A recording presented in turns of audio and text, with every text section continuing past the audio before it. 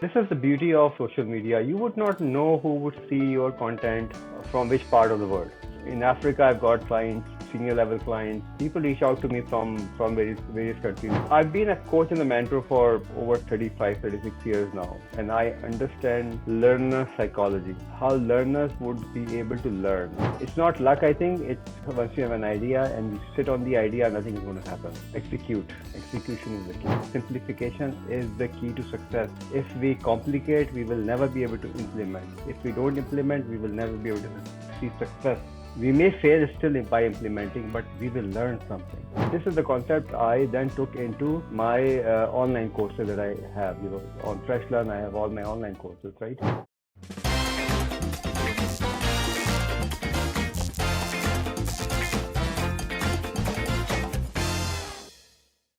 Hi, Hammad.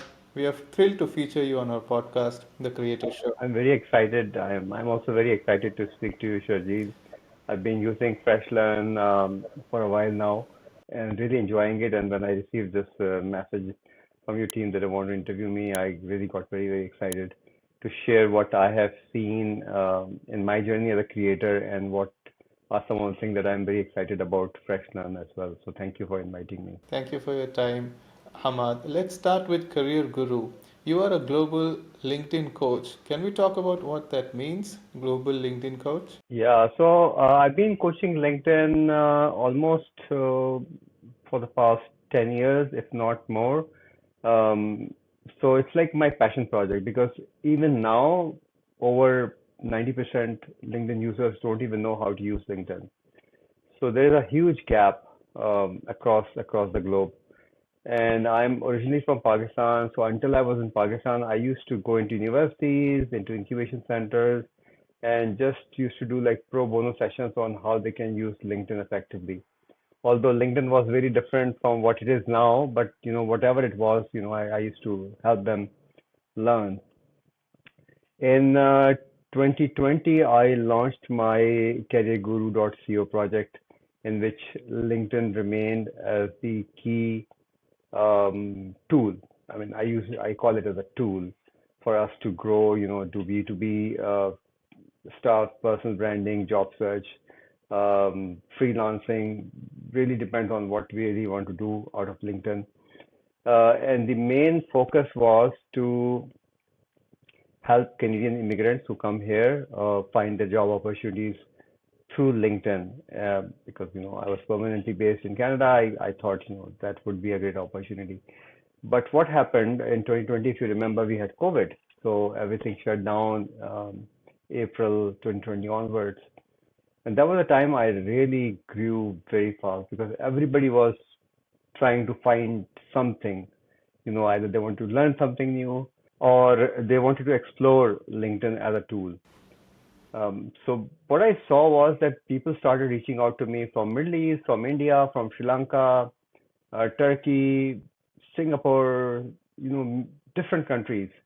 Although I was based here in Canada, so I was originally thinking that I would probably attract either immigrants who are coming to Canada, based in Canada, or probably someone from the US market. But all of a sudden, like people started reaching out to me from different countries, and I started putting together training programs for them and kind of helping them with their LinkedIn profile optimization. Of course, all fee-based services. And technically speaking, I found out that I've got clients starting from Canada, which is this part west, furthest west, and up to South Korea, which is furthest east. Wow, So I said, technically speaking, there are so many people who are in my network who have learned from me or who have been my clients. So I should call myself a global coach. I'm not a local coach who is based in Canada and only serving Canadian market. That was the basic idea. wow, that makes sense. And it's also wonderful to see that you didn't even aim to get a global audience and you were just trying to help people find jobs in Canada. But it just happened that people from all across the world started reaching out, and hence you found a global audience without even trying to build one. That is correct. And this is the beauty of social media. You would not know who would see your content from which part of the world. So, I mean, in Africa, I've got clients, some very senior level clients. and people reach out to me from various countries still, although my business model has changed significantly in the past 6 years. But that's the beginning of my global LinkedIn coach kind of a branding. But careerguru.co is another interesting story, if you allow me to share with you. Now, back home, I mean, I was known as a mentor. I would help people in their career journeys, and there was a young fellow. His name is Usman Latif, who was amongst the first Google mappers in Pakistan. Okay. An amazing guy. So I was traveling from Karachi to Lahore for some business, some conferences. He met me over coffee and he said, "Sir, you are technically to me a career guru. You should you should consider buying a domain, career guru." And I thought, what am I going to do with the domain? I don't need a website. I just do it pro bono. Now that conversation went on, and he tried to convince me. I was not convinced, frankly speaking. He went home, he searched for this domain, careerguru.co. I'm talking 2010, 2012, I think. And he sent me a text message. At that point in time, there was no WhatsApp. Text message that careerguru.co is available. You should take it. Now, I mean, I did not even know how to kind of buy a domain name. So I asked someone who was also in my network, who was a website developer. I said, "Can you find this domain name for me and just buy it?" So I spent $10 at that time to buy that domain. I did not know what to do with it. So I created a blog in which I started writing whatever I wanted to write, mostly career-oriented things. And I did not know that after so many years, it actually would become my brand name, and I would establish my whole business around careerguru.co. So something that I did accidentally actually became my business name. And that makes it the second time that serendipity just came around and helped you. It looks like you have good luck, Hamad, in general. I think, I mean, people talk about luck. I said, I took initiative. Yeah. So I just not sat around that idea of doing something and just did not do it. I actually did it. So that's why, if I value this domain now, I think it should not be less than 10,000 or $15,000 because it's an Of old course. domain. Of It's course. it's a very nice domain. So it's old. So if I just kept it, it would have been $10,000 at least for me.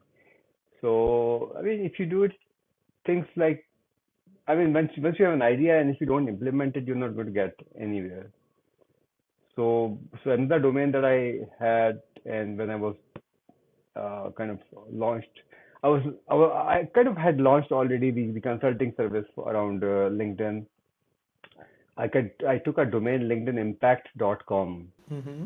Now that domain is also very nice, on which we have just built a website on which we plan to serve the companies that have got company pages on LinkedIn, Mm-hmm. but their company pages are dead. So, and why these pages are dead, first of all, not optimized, so unoptimized pages. And of course, there is no content there. So people struggle in putting out content. So we can take their page, revamp it, optimize it, and also start creating content for them so that the page could grow.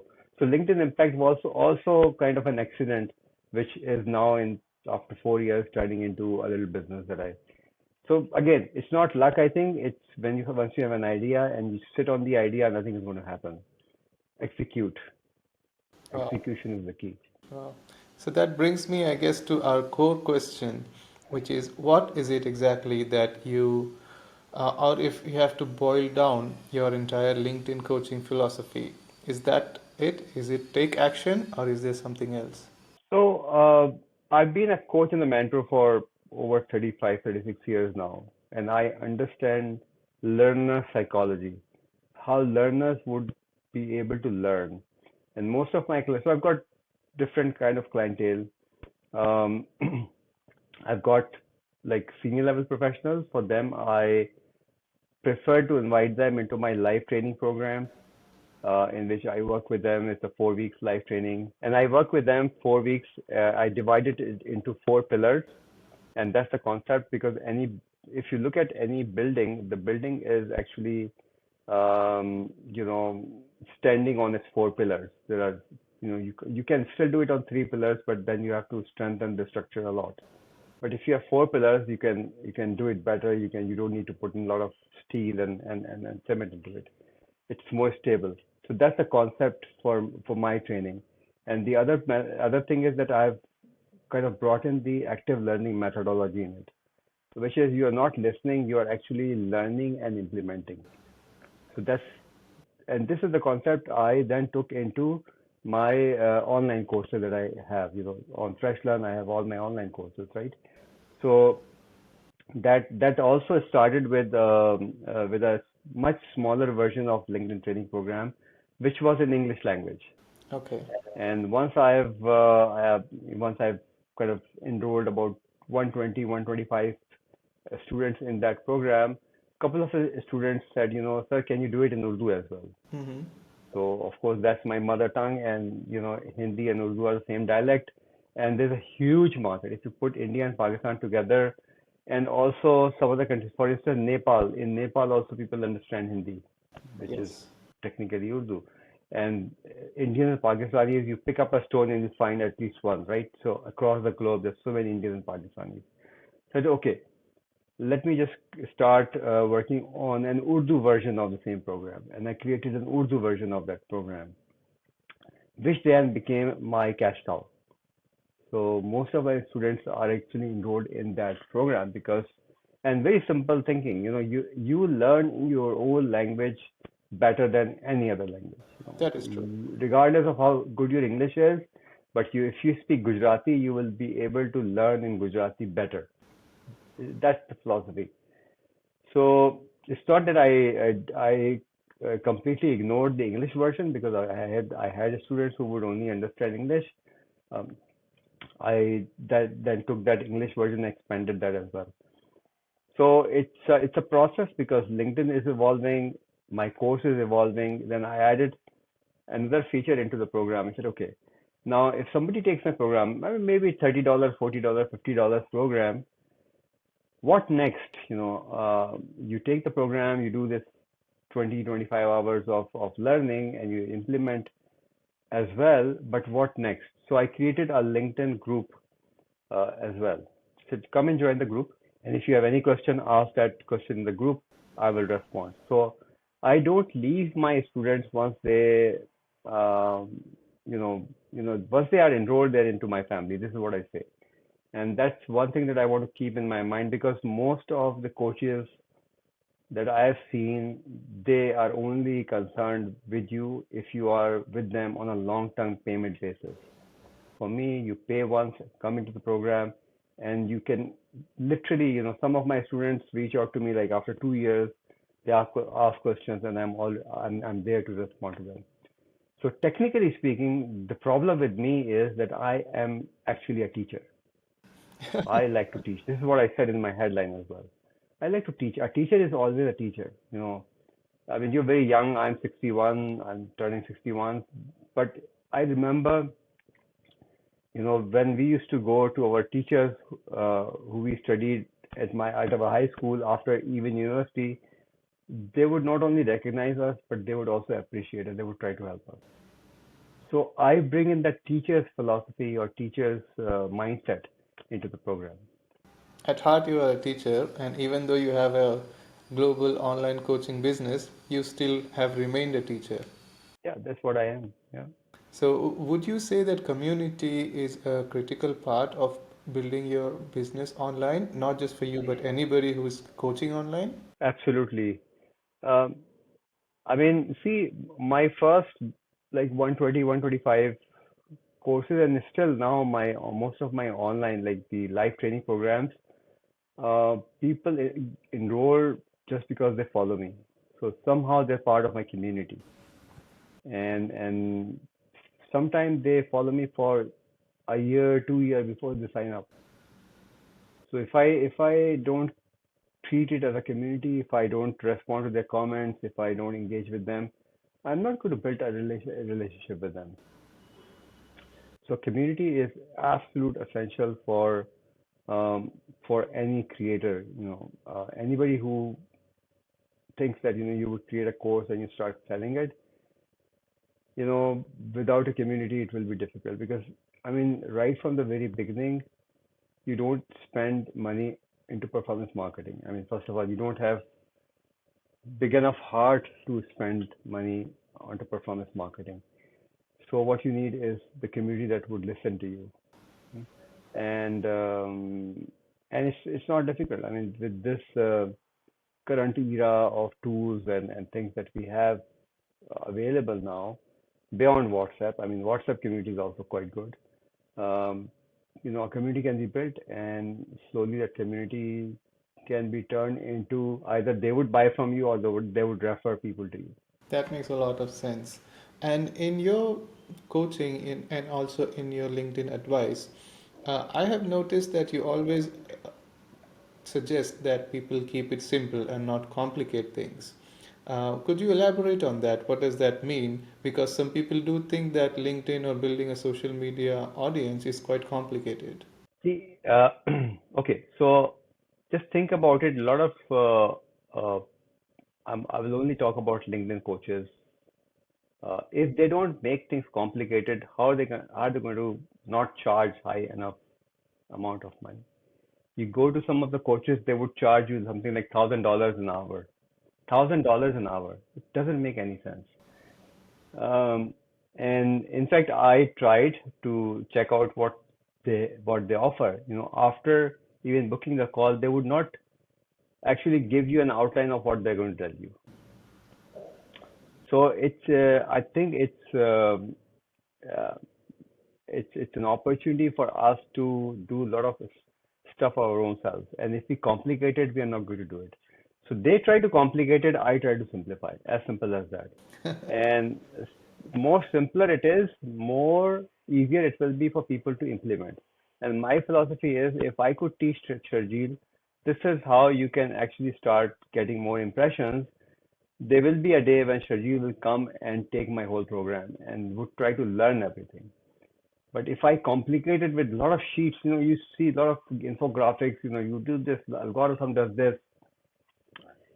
Nobody knows what algorithm does. Only Richard Vanderbloom, he and some other similar kind of consultants, they do data-based research on how LinkedIn algorithm might be working. And if you look at the research that they produce, they actually provide you the observations, right? Now, those observations could be different for different people, depending on your demography, depending on the type of content that you're producing, your own personality, because your personal branding really counts, your own community that follows you, uh, and so many other things. Like a lot of people don't even use LinkedIn's maybe about 10% strength, right? How many of us use LinkedIn Live? How many of us have got newsletters? I mean, it's a content distribution platform. I mean, if you produce content which in variety, eventually someone will see your content, right? The average commenting on LinkedIn is four comments a post. That's average. Now, average could be misleading as well. But technically speaking, if I am getting four comments onto my post, I should be happy because I am average. If I'm getting five or six, I should be jumping because I am above average. Now, if I start comparing myself with Justin Wells or Shani Lee or um, you know some other Jasmine Alex, I would be stupid, right? Why would I? And if you look at their content, 2,000 comments, most of them are really struggling creators. People don't realize that. People see the number. Go and do some research. Other than few, most of them are struggling creators. They don't really know what to do, and they go on to their content in the hope of learning something. Sometimes they do learn as well. But again, going back to the point, simplification is the key to success. If we complicate, we will never be able to implement. If we don't implement, we will never be able to see success. We may fail still by implementing, but we will learn something. So my mantra is simplify everything. That makes a lot of sense. And it also brings me to the next question. Are there any stories from among your learners, your students, that you're really proud of? Like you just said, there are creators who are wishing to learn and they comment and they try to engage with the influencers, but they don't really learn much. How do you look at your community and what stories do you share that you're really proud of? I mean, countless stories. Sometimes people share those stories with me, sometimes they don't. But I think I can share like two or three stories right away that are just coming to my mind. So there was so somebody reached out to me because for my students, for most of my students, let me put it this way, I'm also available on WhatsApp for most of them, not everybody. So I was reached out by this young fellow, someone like you at your age, who was an accountant, and he was working as an accountant, making 50,000 rupees. He was an expert. He is an expert in QuickBooks, and QuickBooks is widely used as an accounting software in North America as well. So, and he took the pro course and he did the course. He asked you questions in the live sessions that I do. And a couple of months later, he said, sir, I wanted to speak to you. So I said, yeah, whenever I find a spot, I said, okay, come and talk to me at this point in time. He said, you transformed my life. I said, what did I do? He said, I reached out to an international company and they had posted a job for an accountant. I said, you can still have a local accountant, but if you think you can outsource this accounting, service to me or accounting task to me, I will be, I can save you a lot of money. So he did his research. An accountant, a decent level accountant would cost, if we take Canada as an example, cost you at least 80 to $90,000 a year, at least. And then of course it comes with other things to offer. You have to offer them insurance and stuff like that. And this guy said, I will work for you for a whole month free of cost.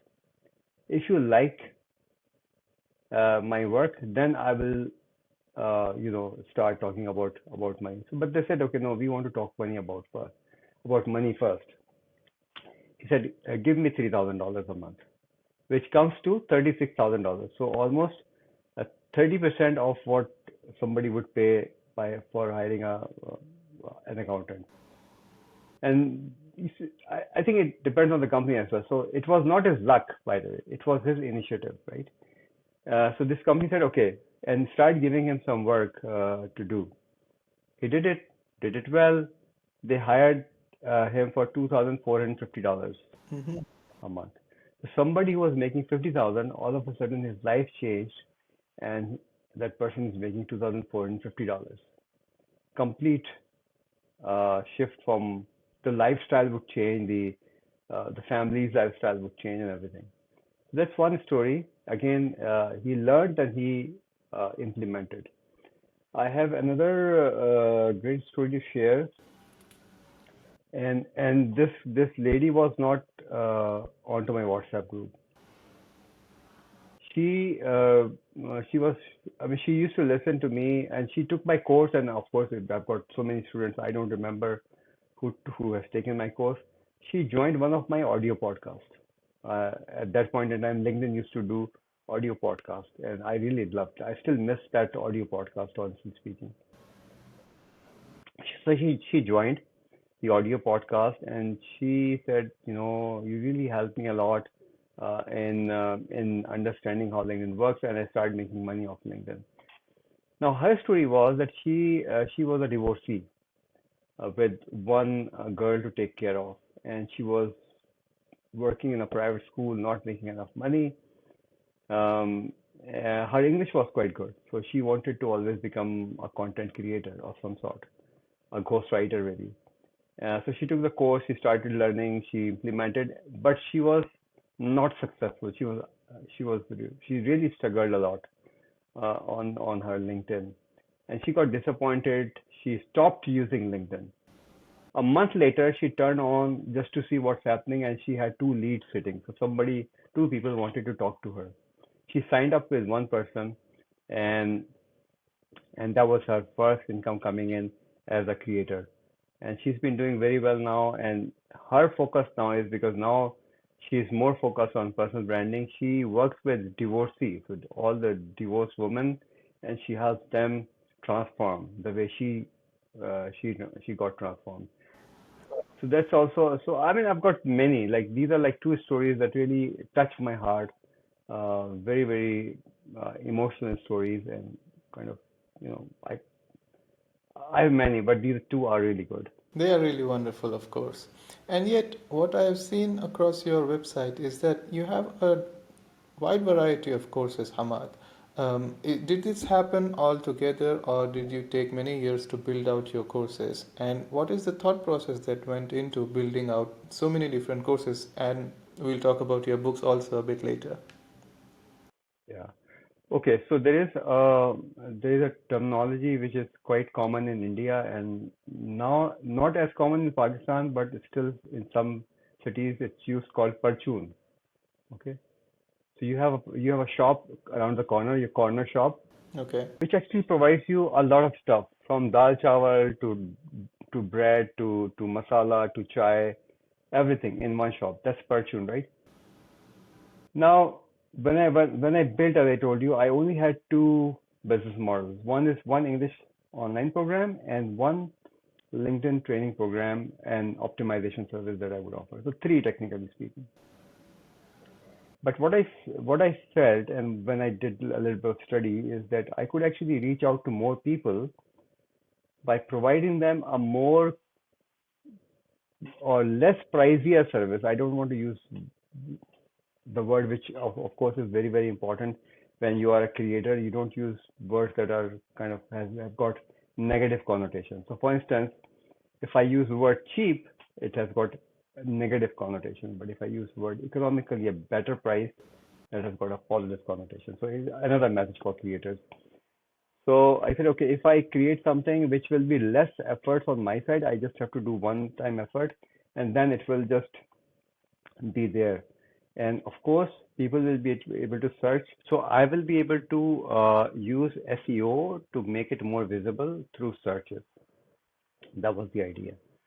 Um, and then I created one program in English, and I said, one program in English language.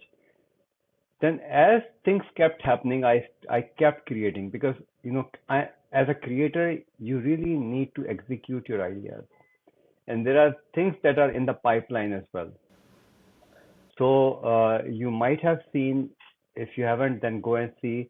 With another mentor of mine, I've created a LinkedIn and Facebook content writing tool, which is not ChatGPT. A lot of people use ChatGPT. This is based on LinkedIn's strategy, and this tool is called incontent.ai, and anybody can register on this tool for free and use it. If somebody wants to uh, take the advanced features, then only you need to pay. The general features are free for everyone. That's an addition, and more is coming. So content is everything. Content is the new oil, as we call it. For me, whether it's writing a book, compilation, LinkedIn content, audio content, video content, YouTube content, my courses, every bit that I do, I become more visible. And more visibility brings me more clients. That's the philosophy. So, but in a shop, there will only be few cash cows. At the moment, I am only like promoting more of my, from the online perspective, my Urdu program and my English LinkedIn program. But I've got a content writing course. I've got project management, master classes. There's so many master classes that I have got there. I've got different toolkits that I've created, and of course sold as well. So, I mean, as I said, I'm in a business where I can create through my ideas, help people do something uh, without paying them a lot of price, reduce their time frame, improve their productivity, improve their learning. And this is what the biggest objective for me is: create as much as you can. And most of it is created between 2022 and 2024. 25, I haven't created a lot because believe me, I've got recordings worth more than 1,000 hours available with me, which I don't think I would ever use. Like, these are like most training programs that I've conducted. But I recorded everything because for me, my lifeline is content. If I have it, I'll make money. If I have more, I'll make more money. Wow, that's I love the clarity in your philosophy that you don't need a reason apart from content itself to create content. You are very clear that content, just creating content, is a good reason enough to create content. And my follow-up question to that would be the um, we can think about it as the raw material, right, or the inspiration for content. Does it come from knowledge or does it come from experience, or is it something that can simply be acquired by learning some techniques? I think I will just take a step back. It's not only about creating content, it's about creating valuable content, right? So you need to help someone learn something at the end of the day. If you don't do that, then of course you're not going to sell your content. So for instance, I have a program which I call Solopreneurship Training Program. Now, because I think I'm quite creative from my head, I keep thinking about new ideas. One day I was sitting, I said, okay, what else can I do? And that's like self accountability for me. And I just until that time I did not have a solopreneurship training program. They said, Hamad, you know, so my career is an economist. I'm an economist by degree.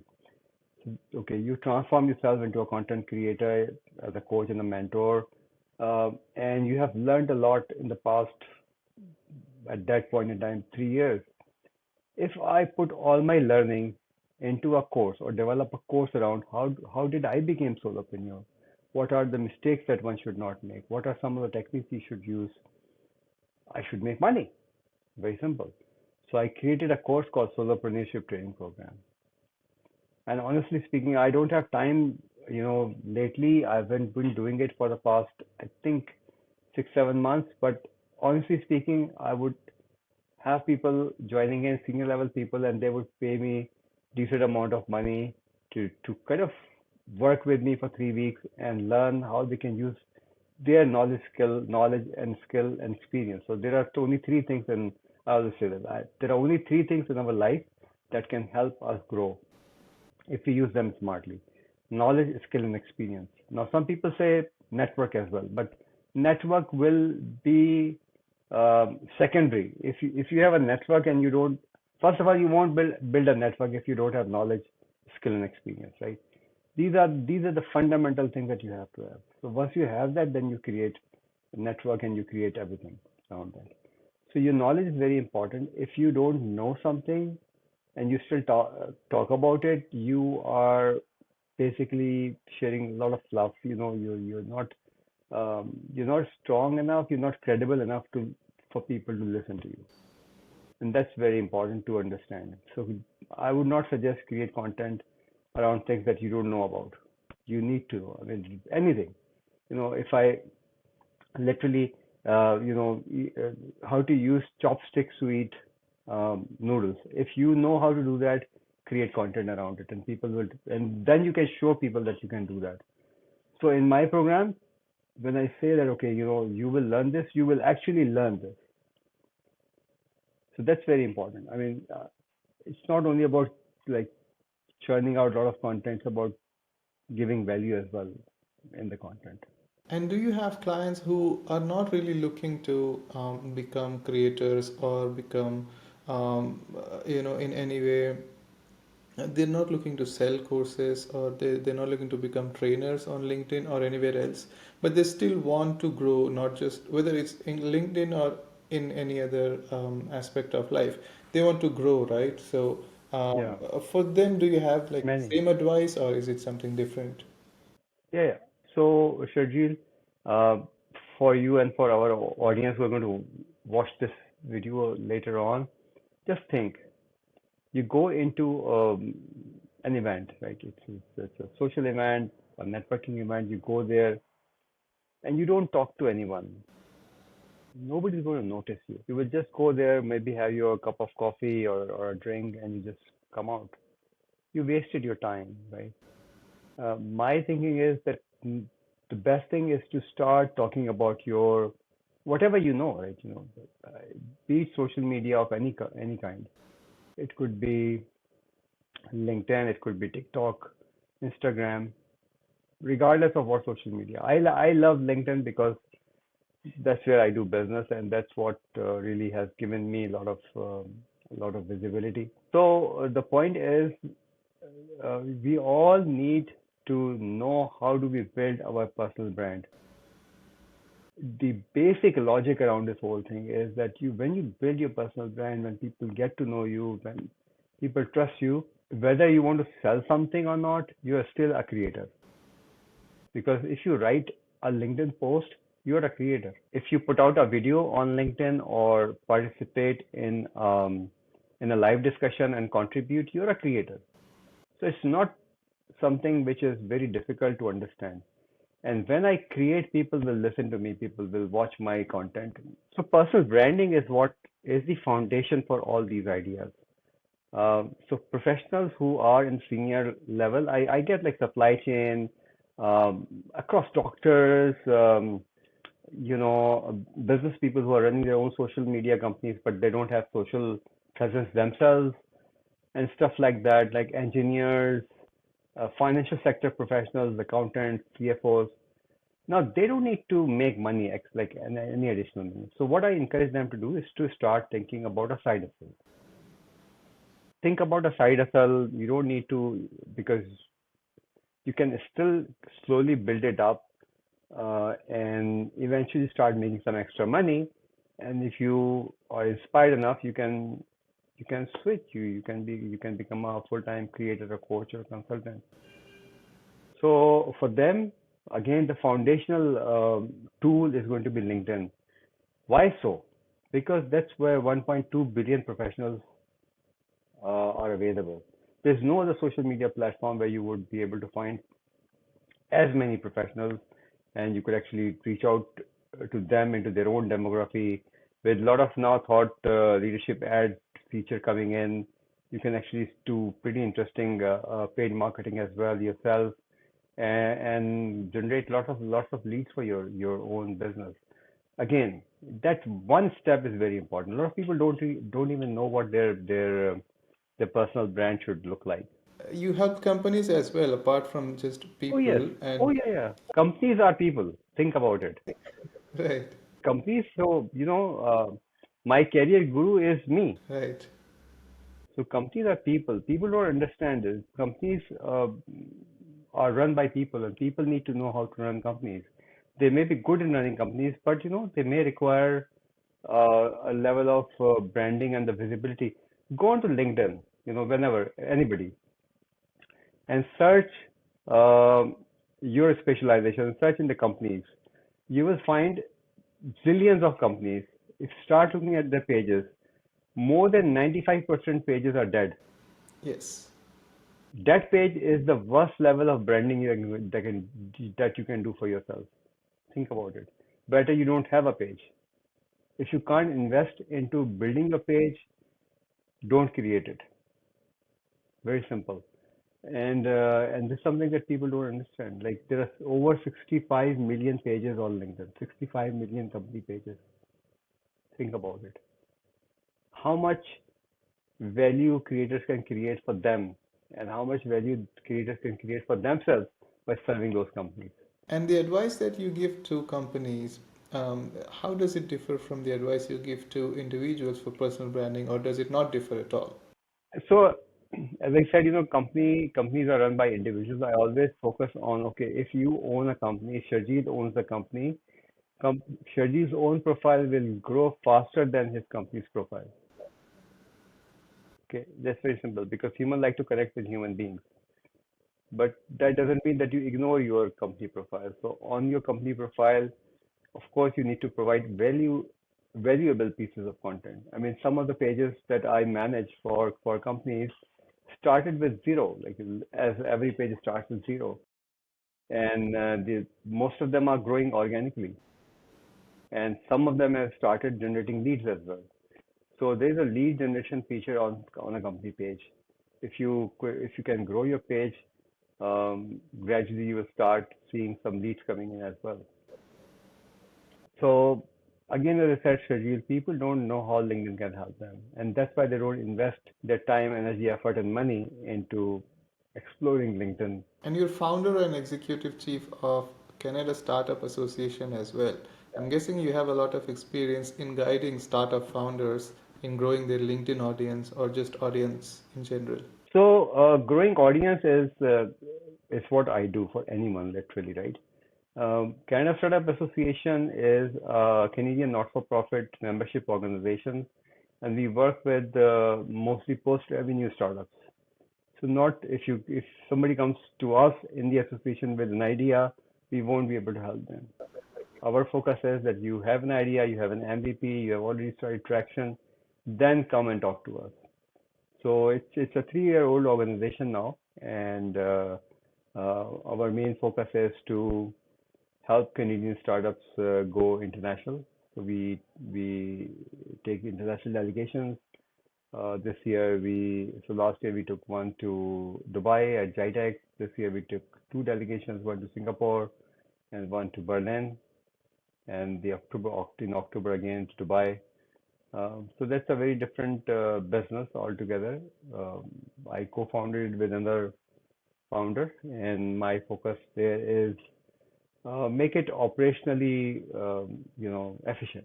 But I'm sure that these startup founders also ask you for advice on how to grow their LinkedIn influence or how to use LinkedIn for their growing their business. Yeah, so there they usually two aspects, not only LinkedIn, but of course, uh, how they should pitch their startup. So it all starts with personal branding. And now think about it, if I have a startup and nobody knows about it because, obviously it's a small company, but people would know me and they would know, okay, Hammad is an inspirational person. He understands the business, he understands that particular line of business, and he wants to bring in some change, want to help more people. That's why he is doing this startup, right? So it's my trust that will bring in audience for my startup. That's one thing. So a founder needs to really work on his or her own personal brand a lot before you start working on your company's or your startup brand. That's message number one. The other thing that we get is the pitch competition. A lot of people go in the pitches. So, and we work with them, help them fine tune their pitches so that the pitch should become more impactful. So it's a different ball game than just simply talking about LinkedIn. That makes sense. But on Career Guru, you still wear quite a few different hats. You help professionals and you help brands as well. And then you also have a LinkedIn audit tool. You have your book called LinkedIn Masterminds. You're helping people with ideas. There's something called 365 plus LinkedIn content ideas for every niche. And then there are keywords for resume and for LinkedIn. There is just so much, it's hard to talk about all of it at once. But I just want to understand how you wear so many hats and you balance so many different things on one platform that you call Career Guru. Okay, a lot of it is started with somebody asking me a question. Okay. Because questions, I learn a lot. Like I ask questions, and I really love when people ask me questions. And all so LinkedIn Mastermind is of course a book that I wrote, and my first book was uh, Bootstrapping Your Career that I wrote in 2012, which was purely on career development. So I know how to write books, first of all. That's point number one. Point number two is that books can help you build your personal brand because how many people are authors? If you look around, how many authors will you find in your own community? Few, maybe none, right?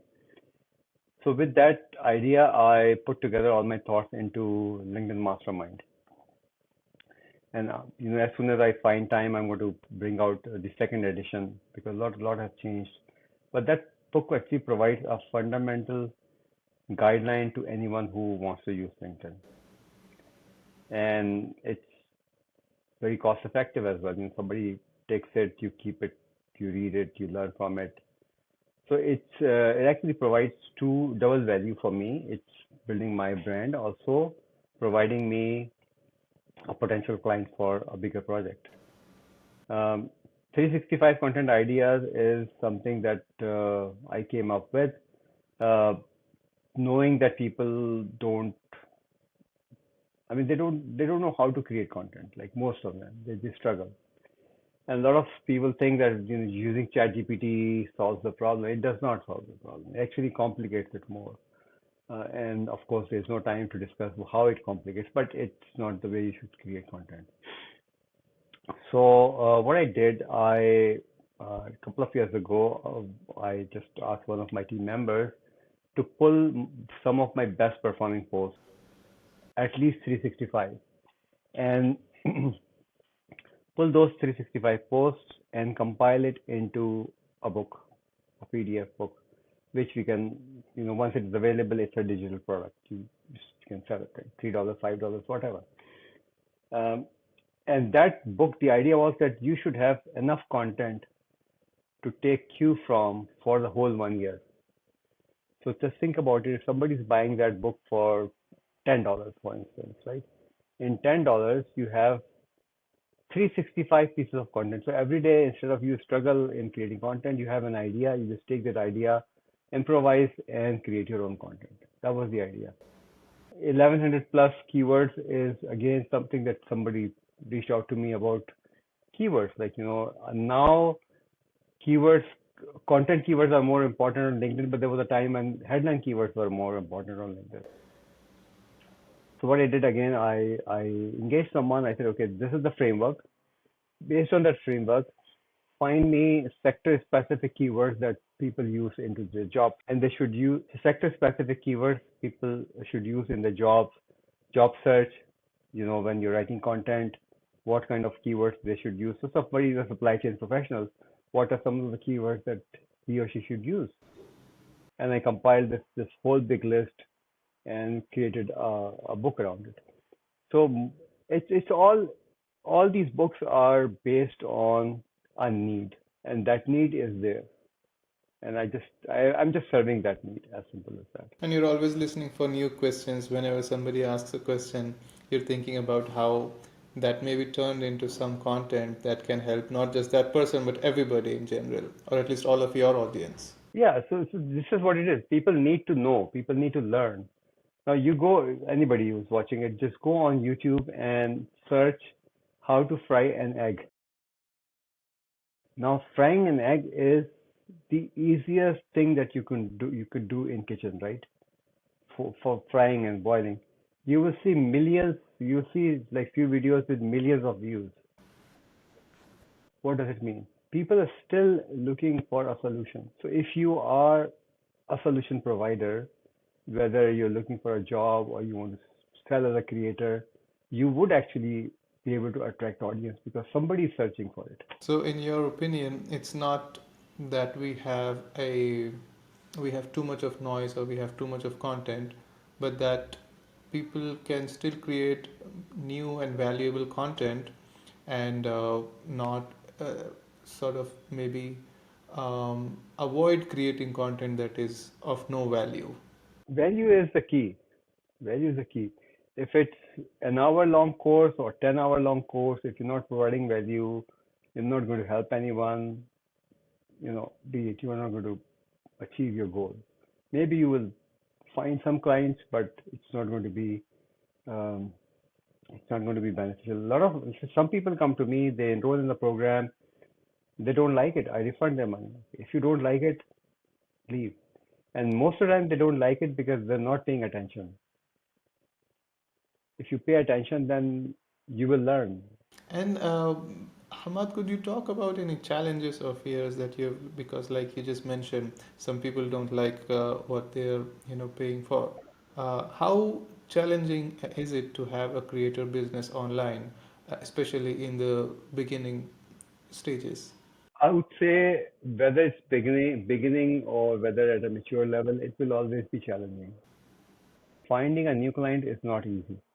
That's why that's why there is a $500 billion advertising industry out there.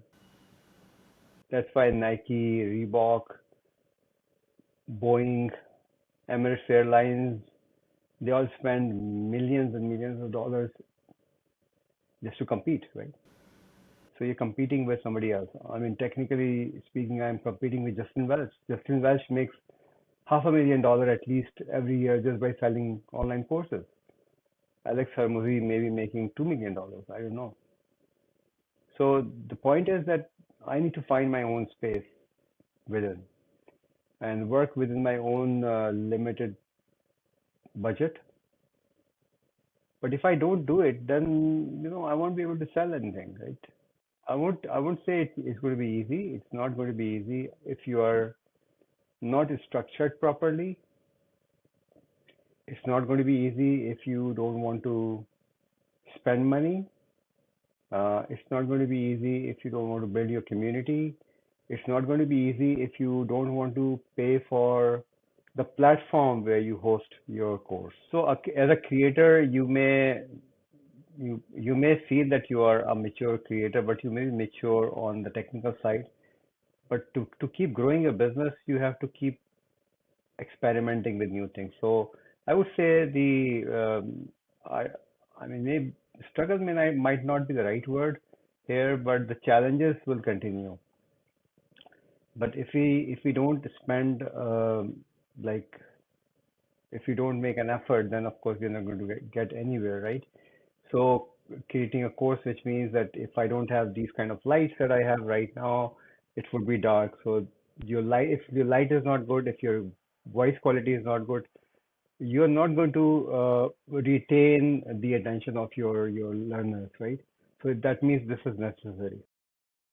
At the moment, I'm using my laptop camera, but when I'm doing a course, I'm actually using a proper camera, right? Which is high quality. All that is very important. Then, of course, you need to do I won't call it a bit of marketing, but quite a bit of marketing because at this point in time, as I always say, okay, there's a $500 billion global advertising agency. That's why Emirates Airlines or Boeing or Toyota or Nike and Reebok, they all spend millions of dollars into their promotions of different sorts, right? If we don't promote our own selves using paid marketing or performance marketing, then it would be challenging. Again, everyone is different. Everyone's needs is different. When I started with performance, I mean, it was not performance marketing as such, social media marketing. That's the easiest terminology that one could use. Probably the most advanced phase of social media marketing is performance marketing. I was really not sure, to be very frank. It was like 4 years ago. But I have a team that worked with me since, so they've been working with me since. Um, and with them, we started creating like promos and started marketing it. And believe me, if we don't know how to build our sales funnel, then we're not going to sell. I mean, we may still sell, but we are not going to make real money. The real money comes in when you put in money into the system. And of course, one of the most important thing that a lot of creators don't realize how important it is to have a platform where they could sell. Um, and again, you know, there are free platforms as well, and there are, of course, platforms where you have to pay a fee. And you can start with free. You can host your course at Udemy or whatever. It's not going to sell. Take my words, it's not going to sell because it's like a fish market on Udemy. So you have to keep yourself unique, and that uniqueness is actually going to bring in more revenue. So why do you want to get into a $10 course selling market when you can actually make 20, 35, $40, $50 of that course, maybe selling less but making more money? So the platform is also very, very important. And I feel like some people actually spend a lot of money and again get into a very complex platforms, and they fail because they can't manage it.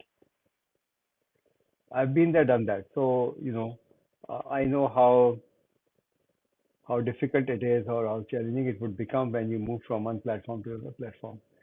So earlier you make a right decision, better it is. Is that the reason you chose FreshLearn, if I may ask? So this is my third platform, by the way, in this whole journey. The first platform was with Air School. Air School was also a startup, and I think my first 150, 200 courses or enrollments actually were at Air School. It was not very dynamic, but it was serving the purpose. And somebody referred uh, me that startup, so I just wanted to help them, to be very frank. And I wanted to experiment as well. Air School, they decided to shut down because they were not making enough revenue. I moved to another competitor, your competitor, and I actually did quite well at that time. I did not know about FreshLearn. There were others that the much like more expensive platforms that are out there. So that platform that I was using improved, but there were still a lot of missing pieces.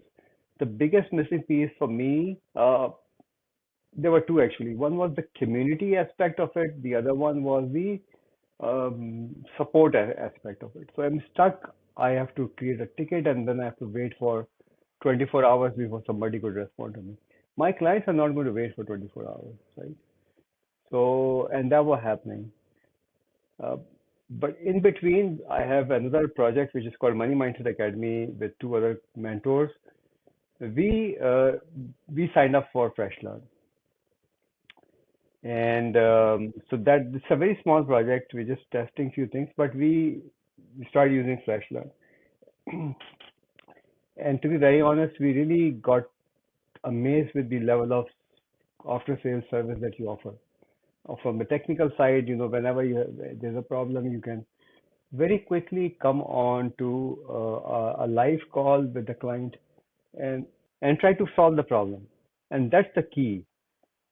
So when I was moving from that platform, I really thought, I should move on to FreshLearn because it actually there's a community aspect. I know there is a little improvement that needs to go in there, but there's a community aspect, and because I had seen the back end while I was doing the Money Mindset Academy setup and everything, I really liked it. It's so simple, very easy to use, easy to navigate, and the after sales. So you have a team, very dedicated team, which is available 24/7 technically speaking, and the help is available. And there is a human relationship. I'm always very upbeat about the human aspect into whatever we do. So you come online and you talk to people and you try to solve problem, and if you can't, then you come back. That's These are probably two or three things. And then of course cost effectiveness. This is very cost effective, easy to integrate. So it took us quite a while. You helped us in moving from the previous platform to this platform. But again, with the difference in the technology and everything, a lot of work we had to do for our own selves, just because we have a lot to offer.